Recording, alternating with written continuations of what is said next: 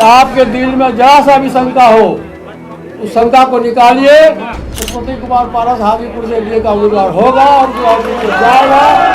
मैं आपको विश्वास दिलाता हूँ, दुनिया की कोई ताकत नहीं हिला सकता है, लेकिन कोई गारंटी नहीं है कि कल यदि उसको सीट उचित नहीं मिलेगा वो आपको छोड़ के आरजेडी में चला जाए। इसलिए कहता हूँ वैसे लोगों से सावधान। और बिहार में हम 40 में 40 सीट जीते, जिसमें कांग्रेस की हुकूमत हुआ करती थी।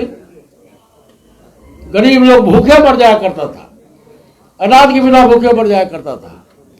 आज नरेंद्र मोदी और भारत सरकार का देन है कि एक भी व्यक्ति पूरे देश में कोई माँ का लाल पैदा दे लिया कि वो भूख से मर गया। सबके घर में 10 किलो 20 किलो अनाज है। उसी तरह से उन्होंने किया। जो हमारे गरीब भाई है, पैसे के अभाव में, दवाई के अभाव में उसकी मृत्यु हो जाया करती थी। हमारे प्रधानमंत्री जी ने कहा कि नहीं, हमारा देश का संविधान कहता है कि देश के प्रत्येक नागरिक को का मौलिक अधिकार है, चाहे गरीब हो या अमीर हो, दलित हो, अकलियत हो, पिछड़ी जाति के लोग हो, उच्च जाति के लोग हो, सबको जीने का अधिकार है। और मैं देश का प्रधानमंत्री हूं, मैं देश का मुखिया हूं, मैं किसी को भी दवाई के अभाव में, पैसे के अभाव में मेरा प्रयास रहेगा कि मैं किसी को बर्डन नहीं दूंगा। और उन्होंने अपने प्रधानमंत्री कोष से, जिसका संगठन पूरे देश में काफी कमजोर है, लेकिन हमारे प्रधानमंत्री जी ने किसान के खेत की क्षतिपूर्ति के लिए उन्होंने 6,000 रुपया प्रति एकड़ का नुकसान उन्होंने क्षतिपूर्ति किया। इसी तरह से कई काम उन्होंने किया। हमारी महिलाएं खाना बनाती थी, उनका आंख खराब हो जाता था, उन्होंने गैस की व्यवस्था की। उन्होंने प्रधानमंत्री आवास योजना की व्यवस्था किया। और सबसे बड़ा काम उन्होंने किया, शौचालय की व्यवस्था की। जो हमारी माताएं और बहनें रोड पर जाया करती थी, इंतजार करती थी कि जब अंधेरा होगा तब शौच में जाएंगे, आज वो समस्या खत्म हो गया। ये प्रधानमंत्री जी की सोच है, क्योंकि उस गरीब परिवार से पैदा लिए हैं। इसी तरह से देखे होइएगा कि मैं समझता हूँ कि तकरीबन 25-30 वर्ष पूर्व से कांग्रेस के रिजीम से महिला आरक्षण बिल लंबित था लोकसभा में। उन्होंने स्पेशल पार्लियामेंट के सेशन बुला के और महिलाओं को उचित स्थान दिया, आरक्षण देने की व्यवस्था की। इसी तरह से जितना मेडिकल कॉलेज है, इंजीनियरिंग कॉलेज है, रोड है, बिजली है, सड़क है, सभी की व्यवस्था हमारे प्रधानमंत्री जी ने किया।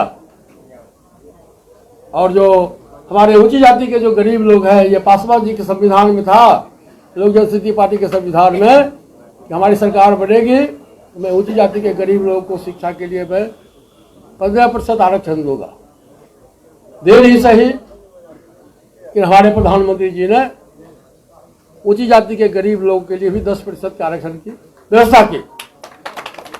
ये है हमारा जो प्रधानमंत्री है, हमारी जो सरकार है केंद्र में, उसके नियत और नीति एक है। जो नीति है वही नियत है, नियत साफ है। जो नीति कहता है उसके हिसाब से हमारे प्रधानमंत्री काम करते हैं। मैं तो कैबिनेट में देखता हूँ, प्रत्येक सप्ताह में एक दिन मुझको बैठने का मौका मिलता है, अगल बगल में मुश्किल से 10 फीट की दूरी पर। और मैं देखता हूँ कि उनकी सोच गरीबों के प्रति क्या है। अभी जस्ट देखे होइएगा कि 17 सितंबर प्रधानमंत्री जी का जन्मदिन है। जिस दिन बाबा विश्वकर्मा का जन्मदिन था, उसी दिन हमारे प्रधानमंत्री जी का भी जन्मदिन है। और उन्होंने उस उपलक्ष्य में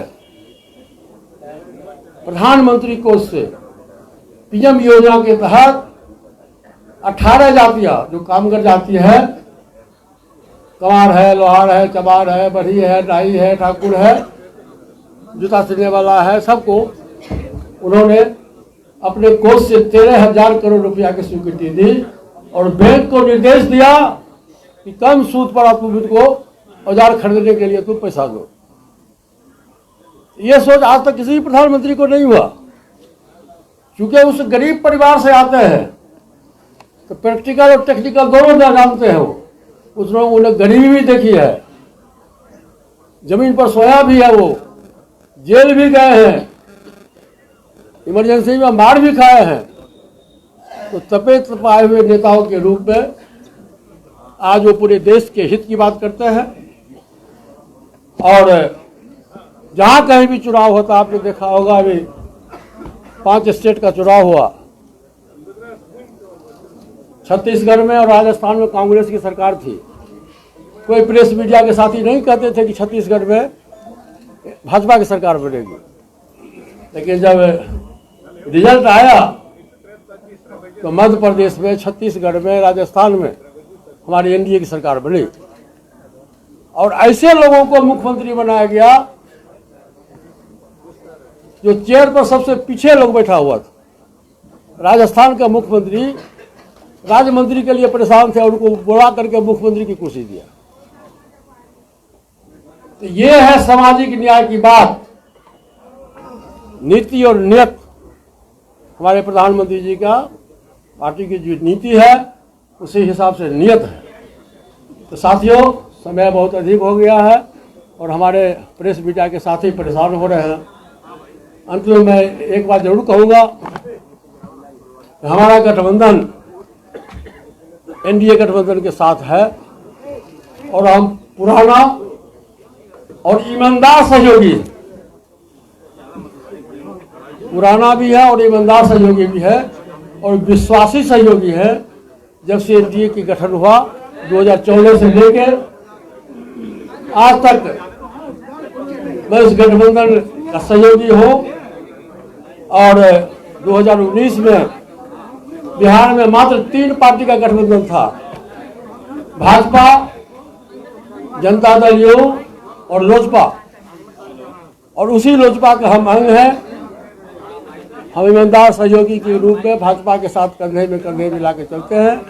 और चुनावी वर्ष में बहुत से दल के लोग आ गए हैं, मैं किसी का नाम नहीं लूंगा, लेकिन कोई गारंटी नहीं है कि कल यदि उसको सीट उचित नहीं मिलेगा तो वो आपको छोड़ के आरजेडी में चला जाएगा। साथियों, मैं इसलिए कहता हूँ, वैसे लोगों से सावधान।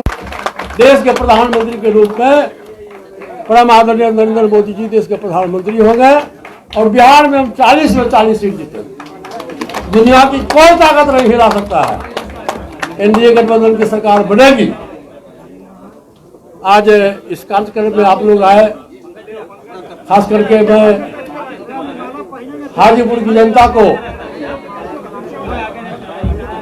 अपनी ओर से बधाई देना चाहता हूं और ये भी मैं इस मन से कहना चाहता हूं कि आपके दिल में जरा सा भी शंका हो, उस शंका को निकालिए। पशुपति कुमार पारस हाजीपुर से एनडीए का उम्मीदवार होगा और जाएगा, मैं आपको विश्वास दिलाता हूँ।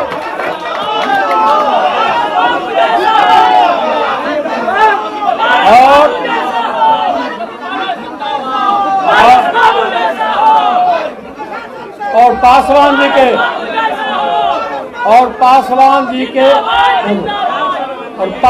जी के अधूरे सपना को मेरा प्रयास रहेगा कि उनके अधूरे सपना को मैं साकार करूं